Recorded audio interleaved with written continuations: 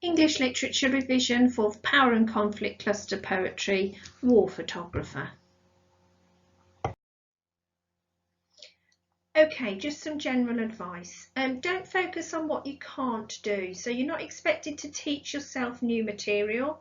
You may want to go away and explore some different contextual research or some different ideas to help you develop your analysis, but essentially you're not trying to teach yourself anything new.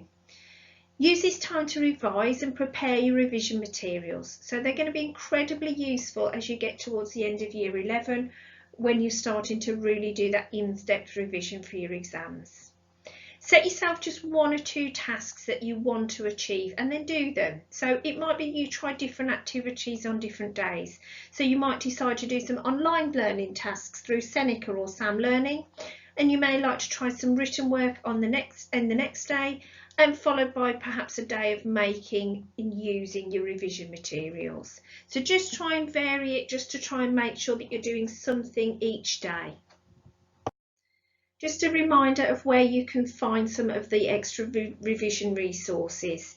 You can go into the shared area on the Q drive and find English, Student Write, and then look into the Year 10 Home Learning or Year 11 revision aids. In there you'll find lots of different resources that are being added to continuously to support your own revision.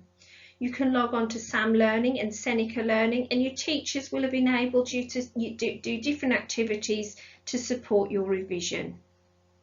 It's really important that you have a clear understanding of each of the 15 poems. So a good place to start might be BBC GCSE Bite Size if you're unsure about 1 or 2 of the poems, or you don't have your anthology at home with you. All the poems are listed on there, and there's some details of structure, form, and also some exploration of language. Just focus on 1 poem at a time and make sure that you're able to do the following things. Imagine you're given a blank copy of the poem that hasn't been annotated at all. You should be able to read through that poem and briefly explain what it is about. You should also have a clear understanding of how the poem relates to different themes or ideas. After you've read through each of the poems, choose, annotate and learn 3 or 4 key quotations depending on the length of the poem. If you copy down those key quotations, you can start to make some revision cards. So on those quotation cards, you should be looking at doing close analysis of key words and phrases, looking at that subject terminology and really exploring in depth the connotations of different words. Look at all possible alternative interpretations to make sure that when you do respond to a question, you've got some really clear in-depth analysis that you can be using. To challenge yourselves a little bit further, explore some of the wider reading that we would recommend. Go and find out some contextual information about the poems, about the poets themselves, and that might help you understand some of the ideas presented. There are new resources being added all the time in the home learning folders to help you. War Photographer by Caroline Duffy. In his darkroom he is finally alone, with spools of suffering set out in ordered rows. The only light is red and softly glows, as though this were a church and he a priest preparing to intone a mass. Belfast, Beirut, Phnom Penh, all flesh is grass. He has a job to do, solutions slop in trays beneath his hands, which did not tremble then, though seem to now. Rural England, home again to ordinary pain, which simple weather can dispel, to fields which don't explode beneath the feet of running children in a nightmare heat. Something is happening. A stranger's features faintly start to twist before his eyes, a half-formed ghost. He remembers the cries of this man's wife, how he sought approval without words to do what someone must, and how the blood stained into foreign dust. 100 agonies in black and white, from which his editor will pick out 5 or 6 for Sunday's supplement. The reader's eyeballs prick with tears between the bath and pre-lunch beers. From the aeroplane he stares impassively at where he earns his living, and they do not care. So firstly, just a little bit about the poet herself, Carol Ann Duffy. She was born in 1955 and she was previously Poet Laureate. The poem itself was written in 1985 and it was her idea to try and present how war is dealt with by different people in society. She's actually very good friends with two very well-known and respected war photographers, and she wanted to really show how difficult decisions are made by those people whose job it is to go and show us how war is presented to the rest of the world. It's also important to understand a little bit of context about where the poem initially takes place. So in an age of digital photography, we're perhaps not aware very much of how photographs used to be made. Nowadays, obviously, war photographers can go to a war zone and perhaps in the evening or that same day or moments after a photograph has been taken, they're able to see that image on their screen, they're able to edit it and send it back home so people have a constant update of news. That's very different to perhaps how photographs were developed just very recently, and certainly back in 1985 when the poem was written, war photographers would have been coming home with lots of film that they needed to develop. So the dark room is a room that would have been used to develop those photographs. So it was generally a room, photographers may have had them in their own homes, and they would have had a very soft glow to make sure that the film wasn't damaged. So they were also in little rolls of film, so unlike the cards that we insert into a camera today, they'd have been on a little spool or a reel, and they'd have been brought home in little canisters ready to be developed. So very similar, if any of you have seen the old films in cinemas where they were on long reels of little negatives, that's what a camera film would have looked like in the past. So looking at the beginning of the poem, in his dark room, he is finally alone. That word finally suggests perhaps the war photographer is pleased to be away from perhaps that violent war zone and back home on his own. But it also obviously shows us that now he's at home, perhaps he's escaped, but he's here with his own thoughts and he's going to be presented with what he's actually witnessed. We go on to the second line, which is full of sibilance, that spools of suffering set out in ordered rows. That repeated S sound, perhaps emphasising the dark nature of the photos and what they contain within those reels of film. The idea of setting out in ordered rows also perhaps reflects that war zone that he's just left. A war zone can be very ordered, but it can also be very chaotic as well.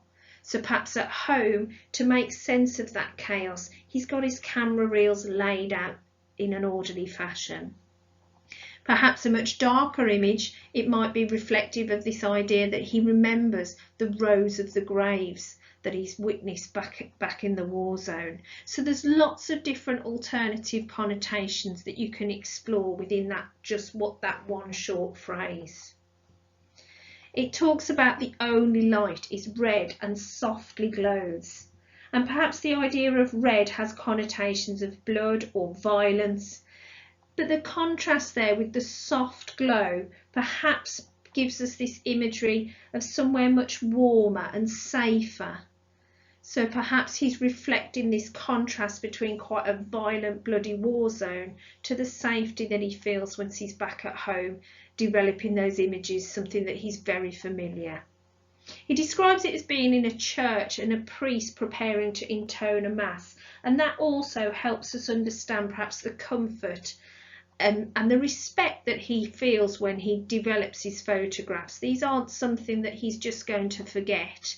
War is something that he's witnessed, and he wants to make sure that he's respectful and does that in a very respectful way. The poet then uses a listing technique to then show us some of the war zones that he's been to, and perhaps those single sentences help us understand the horror that he feels. There's a pause after each of those places that he lists. Belfast, Beirut, Phnom Penh. These are all places that people would have been very familiar with at the time of being war zones. It emphasises the scale of horror, the fact that he's been to all of those places. We've then got another biblical allusion where he talks about all flesh is grass.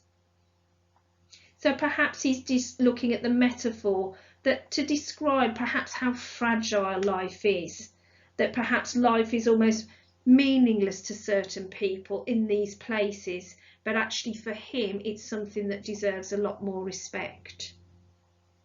Moving on to stanza 2, he talks about having a job to do. That's caesura as well, we pause. He hasn't got time perhaps to reflect on his emotions. This is important, he's got a job to do. Solutions slop in trays beneath his hands, which did not tremble then, though seen to now. So the irony here is, while he was in danger in this war zone, where war photographers are often faced with a great deal of danger, he felt perhaps he was safer there. He didn't have to really think and witness what he was being thrust into. Now he's home, it's perhaps suggestive of now he's starting to feel the effects of it. It could also hint that perhaps he's suffering PTSD. So something that isn't just affecting soldiers or people in those war zones, it's everybody is affected by it. We then have a sharp contrast with what war does to people. Back home, he's in rural England. That's safety of nature. He's home again to ordinary pain, which perhaps a break in the weather can dispel. And then we've got a very clear link to a very iconic war photograph where he describes fields don't explode beneath the feet of running children in a nightmare heat. And we've got a very, very clear reference to a photograph that affected a lot of people around the world as we witnessed children running away from a napalm attack during the Vietnam War. So suddenly those contrasts, or that juxtaposition rather, between home, the safety of England, in which weather is just something that can take away any sadness, to this idea of perhaps the youngest, the most innocent of people being affected by the events of a war zone. At the third stanza, we start to witness what's happening in front of the war photographer's eyes. So slowly the image is starting to take its form. Something is happening. A stranger's features faintly start to twist before his eyes. So we've got a double meaning here. Not only is the image starting to appear before the war photographer, so as it was put into the liquid, you'd have seen those images slowly start to appear before you. We've got some quite gruesome and violent imagery, perhaps suggesting that the image just isn't appearing in the photograph. The photographer's also being reminded of what he witnessed in that war zone. We've got the use of the word twist. We've got this understanding of a half-formed ghost. So a very clear understanding of the brutal image that he's got in front of him. He remembers clearly in his mind. The war photographer then describes perhaps remembering that particular scene that's in front of him, and describing how he had to seek approval from the man's wife. So the person that he's got in photograph, he had to get somebody's permission to take that most gruesome photograph so he can show people around the world. It also moves on to the final stanza of the poem, and we've now got sort of this almost dark humour, sort of a bitter attack, perhaps starting to understand that the war photographer is perhaps making an accusation to people who perhaps don't understand the severity of what he's witnessed. 100 agonies in black and white. We've got that exaggeration really. He's got hundreds of photos in front of him, and perhaps that's to help us understand the the impact of war on this person. So it isn't just one event, it's a repeated, ongoing impact that he's had to face while he was out there. The black and white as well, you've also got this understanding that it's going to be in a newspaper, so there's black and white images, but also perhaps this link to morality. For lots of people, war is just black and white, but for the war photographer, it's much, much more than that. He's been there, he's seen it, he's witnessed the terrible events. And then that's contrasted with his editor picking out 5 or 6. So from hundreds of images to just 5 or 6, it shows perhaps that people at home don't get to see the severity of war. It talks about the reader's eyeballs pricking with tears between the bath and pre-lunch beers. This idea that our eyeballs are pricked with tears, it's suggestive that perhaps most people aren't severely affected by it. The word prick suggests that perhaps we might have watery eyes, but it's not something that we're really going to worry about. We're not really going to sob about it.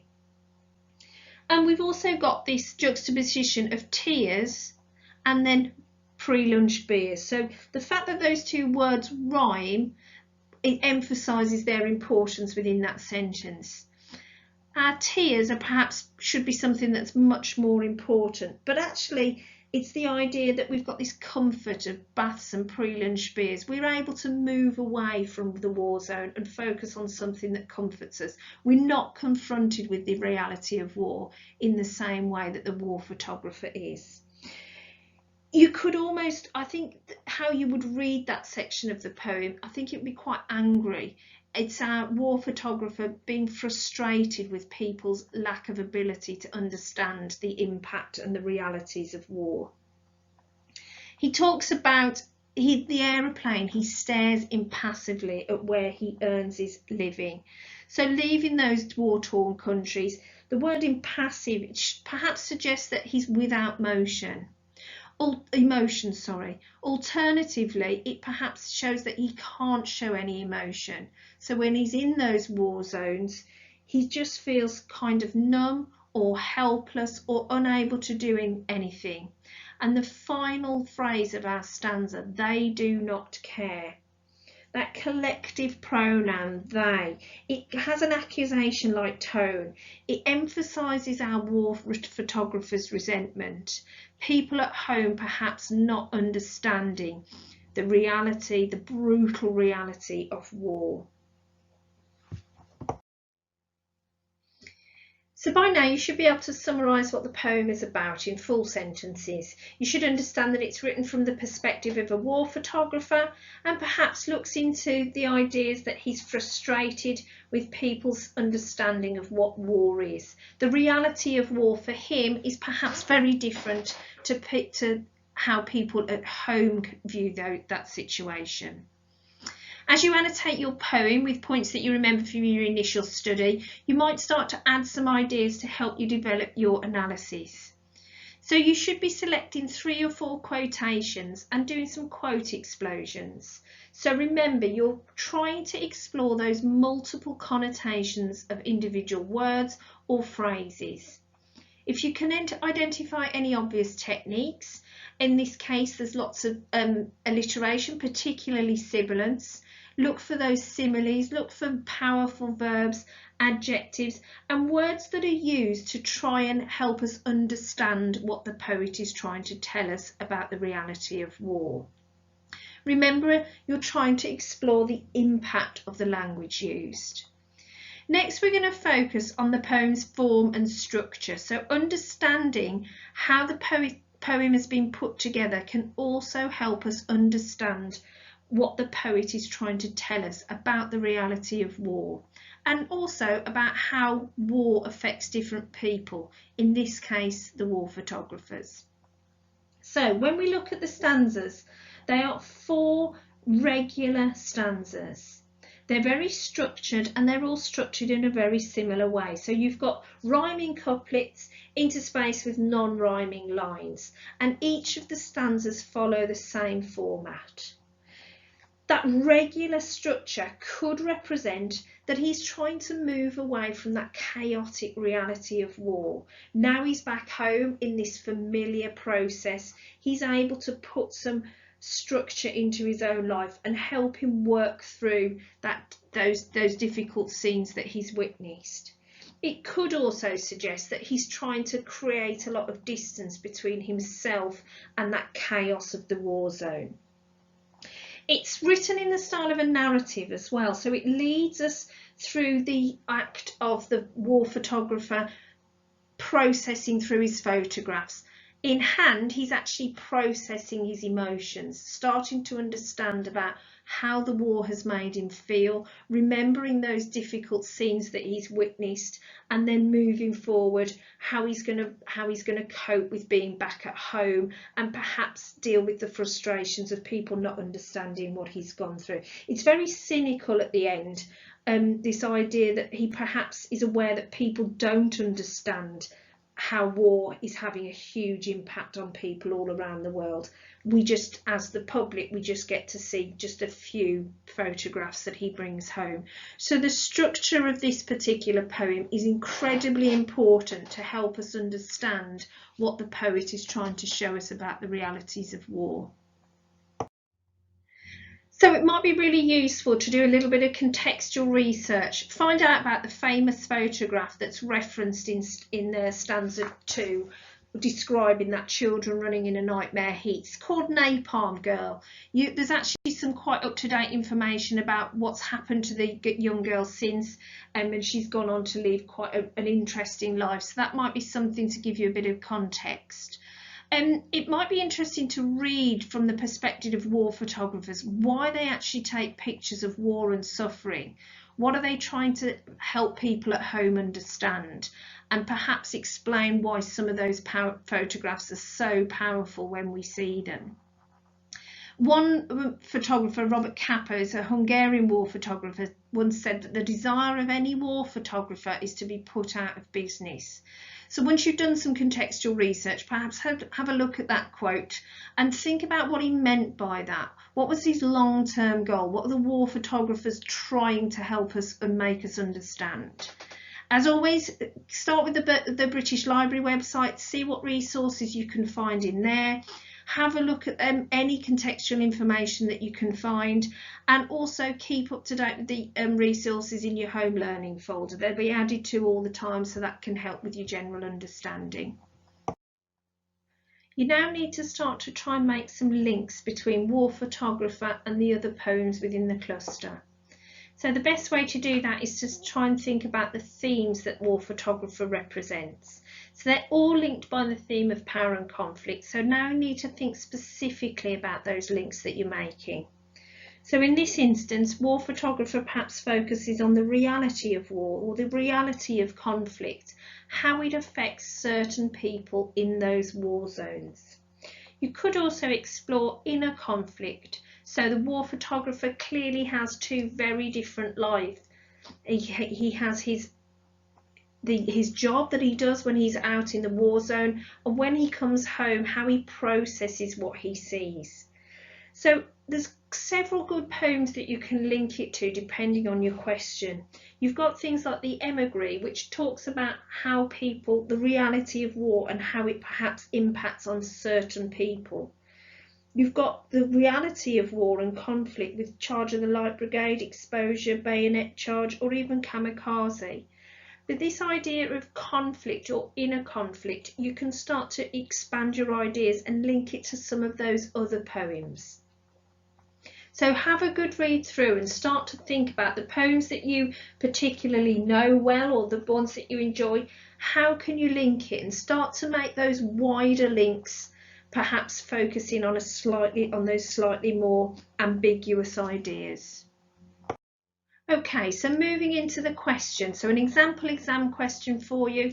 Compare how the reality of war is presented in War Photographer and one other poem from the cluster. Your key word of your question is the reality of war. So you need to make sure it's a poem that you select helps us understand the reality of war. So that could be Remains, it could be Exposure, any of those poems where we really explore how people are affected when faced with that war zone. So your task, first of all, is going to be your introduction, and that's going to be your opportunity to explain how the reality of war is presented in War Photographer and also in the poem of your choice.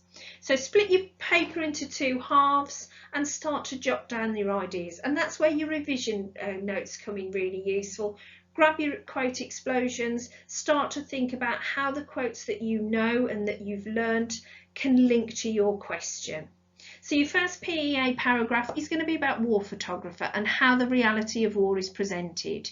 Choose your quotation, and that's where you're really going to explore those multiple connotations of those multiple ideas.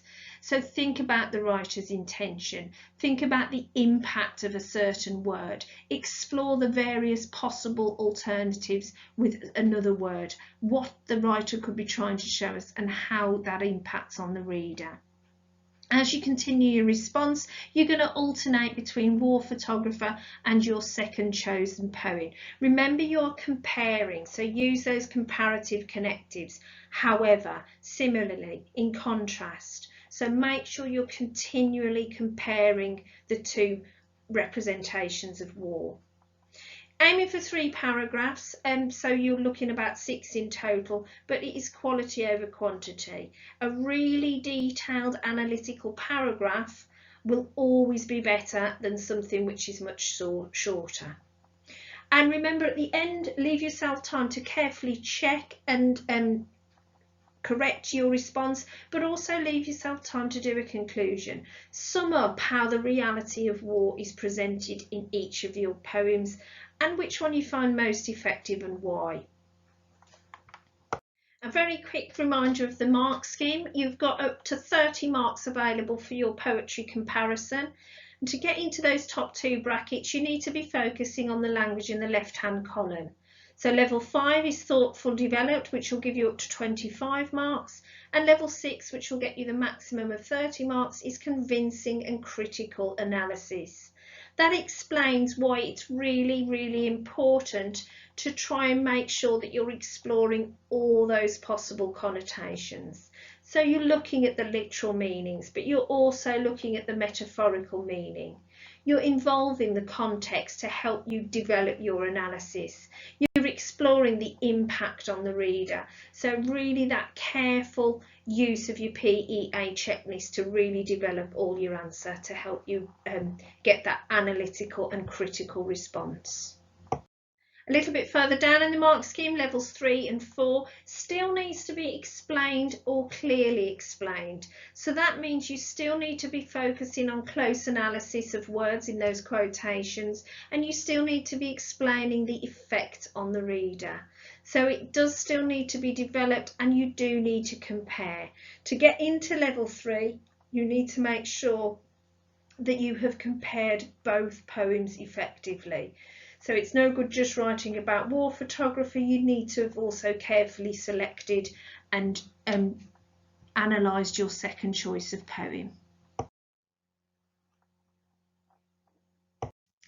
Finally, just a quick reminder about everything that we've just covered. It's all your resources can be found in your shared area on the Q Drive under English, Student Write, Year 10 Home Learning or Year 11 Revision Aids. Those things are being added to all the time, so make sure you keep an eye on the information in there. You've got SAM Learning and Seneca Learning that you can be doing online, and also do some research of your own. Find out other sites that are useful, find out other YouTube channels that are useful. There's lots of them out there. Some of them are better than others, so have an explore, see which ones you can find that you like. Make sure at the end of your revision you are able to briefly explain what each of the 15 poems is about, and that needs to be something that you can do if you just had a blank copy of the poem in front of you. You also need to be able to think about those different themes that the poems are representing. So you need to understand which ones have the power of nature. They need to understand which ones discuss the reality of war. You should also have made yourself some revision notes, revision cards, in where you have chosen, annotated and learnt 3 or 4 key quotations from each poem. That way, when you get into your exam situation, you've already got a lot of those ideas there when you remember the quotes that you've been learning. Challenge yourselves as well. Go away, do some wider reading, look at some contextual information. There's always resources around for you to be looking and exploring to help you develop that analysis.